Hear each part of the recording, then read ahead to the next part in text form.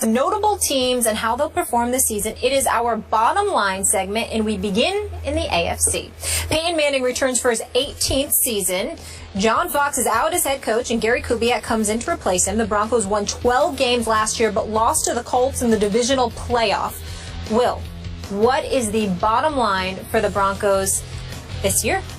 The bottom line for the Denver Broncos is that they will miss the playoffs. What? That's correct. Say what? If you have no offensive line, you do not make the playoffs. I look at this offensive line, and let me just read these names to you. Tyler Sembrilo, okay, rookie, tackle. Evan Mathis just came over from the Eagles. Matt Paradis, just in his second year. Luis Vasquez, all-pro, got one there. Yep. And Ryan Harris at the right tackle. That is 5 guys who I believe that to this point have not played together, have not been on the field together, even through this exhibition season. A season, by the way, where Peyton Manning was sacked 3 times, straight up the middle. Now, Peyton Manning is notorious about getting that ball out in something like 2.6 seconds, but that's been a luxury. That's been sort of a superpower of his. This year, it's going to have to be a necessity. If that offensive line doesn't pull off a miracle and turn into a playoff caliber offensive line in that amount of time after not having been together in a division where everybody's better. Chiefs are better, I think. Raiders are better. Chargers are better. I see the Broncos ending up something like 9 and 7. You think those teams are all better than the Broncos? No, better than they were last year, meaning they're getting better. The Broncos, okay, got it. Meaning you don't cruise to 11 and 5 or 12 just and 4. Want to clarify, you struggle weren't to saying 9 and 7 and miss the playoffs. The Raiders are better than the Broncos. Just clear. Well, my bottom line for the Denver Broncos is, and I tried to apparently be a little more clever than you on this, the dying of the light. Okay. I'm with you on this in that they're trying to put this scheme in and all these pieces together to capitalize on the final years of who is an amazing, unbelievable QB, but with a lot of caveats right now. And you're talking about that O-line, and we were just talking about this when you're doing zone blocking. A lot of times fans think like zones, whether in basketball or in football, mean that you can just plug and play, that it's easier. But a lot of times when you're doing zone stuff, it's like you gotta all be on the same brain wavelength when you're doing something like that.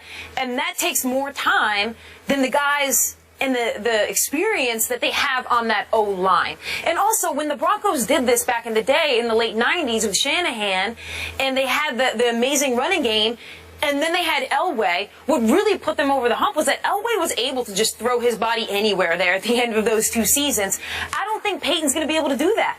I don't think that's going to be able to happen for this team. And now I love that they have brought in this new scheme, and they're doing everything they can this year to try and get the Broncos to the place that they think they can possibly be and squeeze the last amount of juice out of Peyton Manning. I just don't see it going that way for them.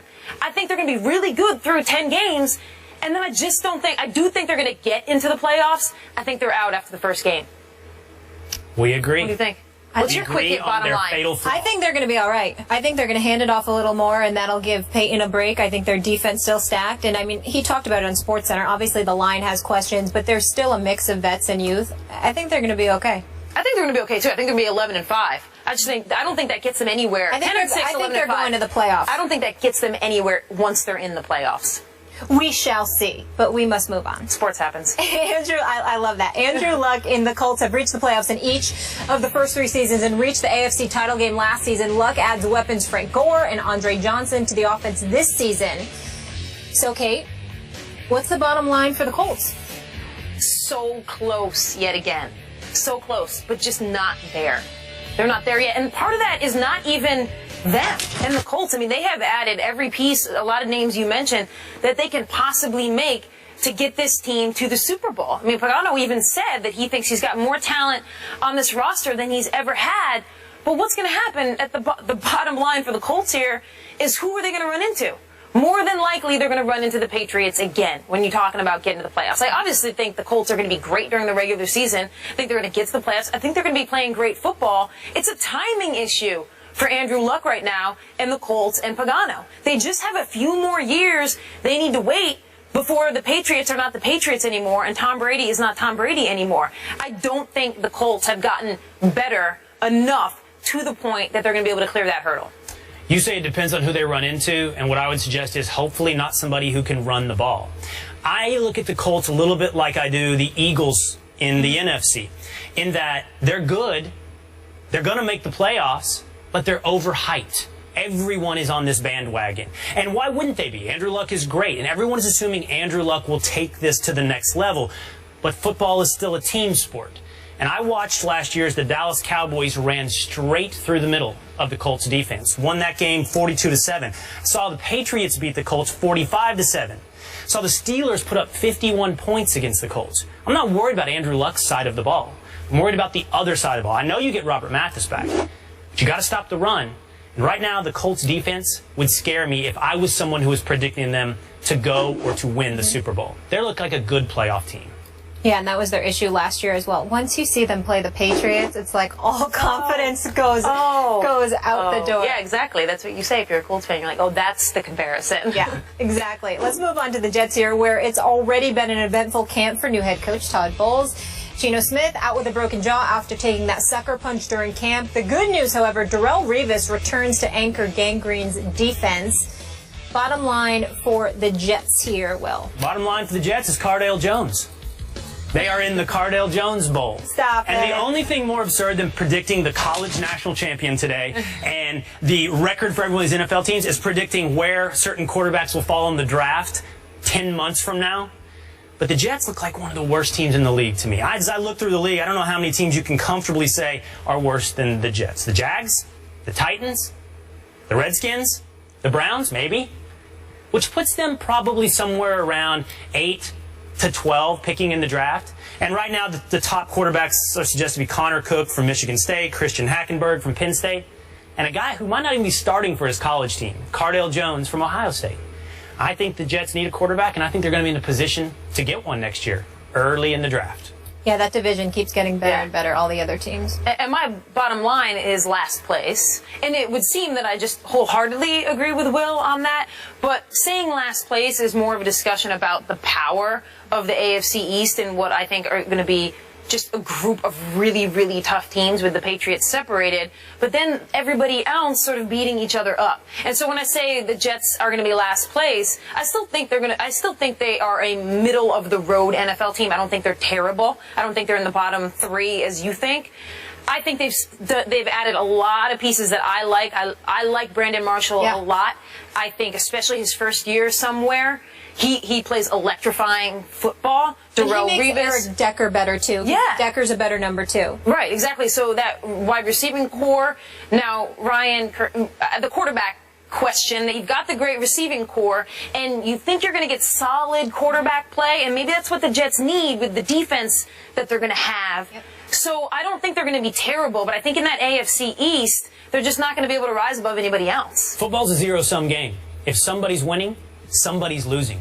But not always if the within Patriots the conference. Are winning, if the Dolphins are better, if the Bills are better, somebody's losing. I'm not sold on the Dolphins yet, though, either. No? No, not totally sold there either. I think if Ryan Fitzpatrick, if he can be a game manager, they could be a little better than we think, because I think that defense is legit. Yeah. How about Pittsburgh? Their defense? I don't know. Big Ben probably had one of the best offenses last year. Le'Veon Bell is coming off a monster year in 2014, and receiver Antonio Brown is arguably the best at his position. No more Dick LeBeau to lead the defense. So what is the bottom line here for the Steelers, Kate? We know they have a couple suspensions. Le'Veon's out the first 2, and Martavis is out, I think, the first 4. My bottom line for them is outside looking in. I think... No playoffs. I don't think so. And I think the key there is just their schedule. It's the toughest schedule that any team's going to play in terms of like opponent winning percentage. And their defense right now, I mean, giving up what? Last year, gave up... You're talking about the Colts' run defense not stopping anybody. I mean, 4.4 yards per carry for the Steelers. I didn't see these offseason upgrades that's going to lead me to believe that they're going to be able to plug those holes. I mean, you've got Ben Roethlisberger, and you're not going to count that offense is just electrifying. It's going to put up a lot of points, but they kind of have the same problem that I see my New York Football Giants having, in that I look on the defensive side of the ball and I'm like, oh, they're going to have to put up... Giants are a hot mess. But that's a whole other story. Right, but you're like... Which we will get to. We will get to that. Pittsburgh, what are they going to put up, like 30 points a game? Is that what's going to happen here? So I think with that schedule is going to really work against them, and you know, if they're 9-7, that could mean no playoffs. Yeah, that division, AFC North, I mean, Cincinnati Bengals, Baltimore Ravens, Pittsburgh Steelers. I personally think the Cincinnati Bengals are going to come out of that. I think you'll find the Cincinnati Bengals in the AFC Championship game against the Patriots. When you can run the ball like that, when you have offensive line like that, and a defense like that, that's the formula for winning games. I understand Andy Dalton's limitations, but that's a team. Now, I think the Steelers are a true wild card. What I mean by that is it's going to be hard to tell what's going to happen with this team, and I think they will get the wild card. They'll get into the playoffs. Ben Roethlisberger's great. That offense is going to be good. It's so odd to think this is where the Steelers are. Like, you live on a reputation that trails about 5 years behind, and you think of the Steelers and you think, defense, tough, the right? steel curtain, of Run course. the ball. And this is going to be a Steeler team that throws the ball and plays poor defense. And they have been for a couple years now. It took us a while to, It took us a little while to realize and stop drafting them high in fantasy leagues. But I think that's kind of uncharted territory for the Steelers. All offense, no defense. Wild card. I think they make the playoffs, but don't get very far. Those triplets are legit, though. Still taking Le'Veon Bell in my draft, regardless of suspensions. All right, so deflate. Take is brought to you by the Gillette Shave Club. Join the club now at GilletteShaveClub.com. And Jim Beam. Make history. Tim Tebow had his final preseason performance last night. He played in the second and fourth quarter and was 11 for 17 passing for 189 yards with 2 touchdowns and 1 interception. But with the cuts looming for the Eagles, have we seen the last of Tebow in the NFL? Kate, we'll start with you. Nope. I think he is their number 3 quarterback. In fact, I think the storyline was coming in was that he had to win the job from Barkley. I actually never thought that. I thought that this was Tebow's job to lose. I thought Chip Kelly brought him in because he wanted Tebow. He wants that flexibility. He wants those options. He wants another guy in a 2-point conversion to run his tricky plays. Tebow fits that mold for him. I think he's an Eagle by the end of the day as well, because I don't think Matt Barkley is your quarterback of the future. So what's your upside with Matt Barkley? You might as well take Tebow, take the upside in the locker room, take the intangibles, keep him around. The question is this, though. If he's not an Eagle by the end of the day, he might just be out of the NFL. Fly Eagle. Is there another team? Does he become the backup and take Sanchez's job? Dun, dun, dun. Assistant Everybody to the have an regional amazing manager. holiday weekend. Thank you so much for hanging with us. We'll see you on Monday.